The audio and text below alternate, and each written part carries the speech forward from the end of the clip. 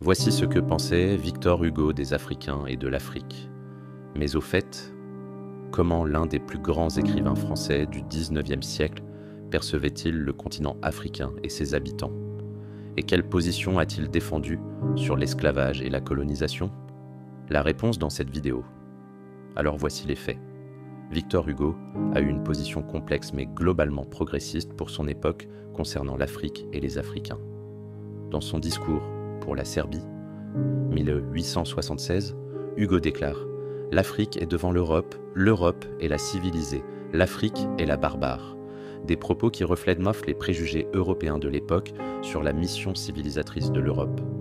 Mais contrairement à beaucoup de ses contemporains, Hugo a été un fervent défenseur de l'abolition de l'esclavage. Dans son roman Bug Jargal, 1826, il décrit la révolte des esclaves à Saint-Domingue, et bien que son portrait des personnages noirs soit parfois stéréotypé, il montre une réelle sympathie pour leur cause. Dans son discours au Congrès de la paix de 1849, Hugo dénonce l'esclavage comme une barbarie et défend l'égalité fondamentale entre tous les hommes, affirmant que tous les hommes sont des hommes. Hugo condamne également la colonisation violente, notamment dans son poème « Les Châtiments » où il dénonce les brutalités de la conquête de l'Algérie.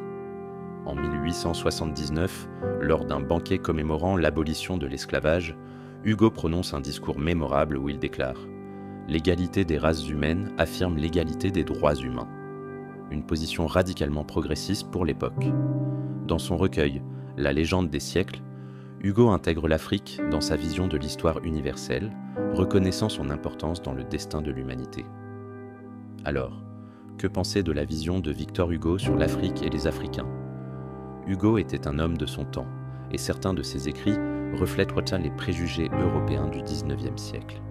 Cependant, il était aussi en avance sur son époque par sa condamnation sans équivoque de l'esclavage et sa défense de l'égalité fondamentale entre tous les humains.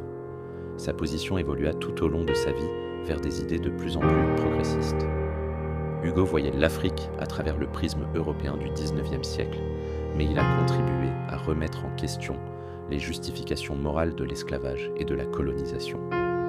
Si Hugo n'a pas complètement échappé aux préjugés de son époque, il a néanmoins utilisé sa plume et son influence pour défendre des valeurs humanistes universelles et combattre les injustices, y compris celles subies par les populations africaines. Sa vision complexe nous rappelle l'importance d'analyser les figures historiques dans leur contexte, tout en reconnaissant leur contribution à la progression des idées humanistes.